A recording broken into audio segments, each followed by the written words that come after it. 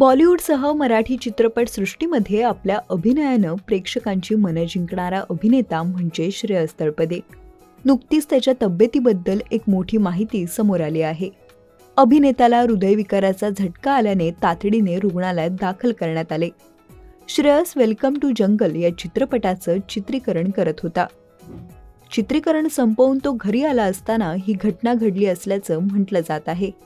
चित्रीकरणानंतर घरी येताच त्याला अस्वस्थ वाटत असल्याचं त्याने पत्नीला सांगितलं.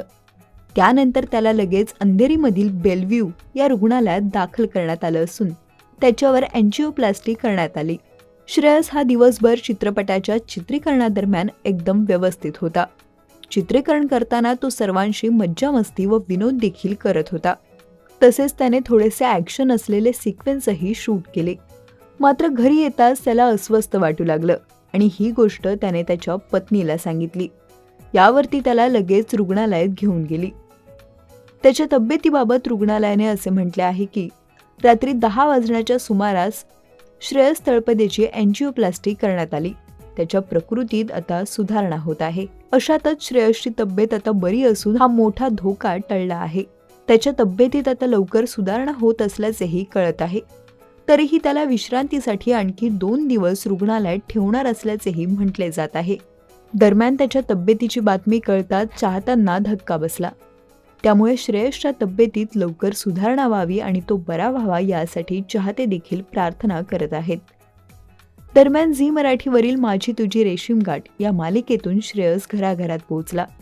तसेच त्याच्या आगामी वेलकम टू जंगल या चित्रपटात श्रेयससह अक्षय कुमार, रवीना टंडन, दिशा Patani, Jacqueline Fernandes, Lara Datta, Sunil Shetty, Sanjay Dutt, Paresh Rawal, Arshad Warsi, Tushar Kapoor, Rajpal Yadav, Johnny liver, Kiku Sharda व कृष्णा अभिषेक आदी कलाकार देखील आहेत.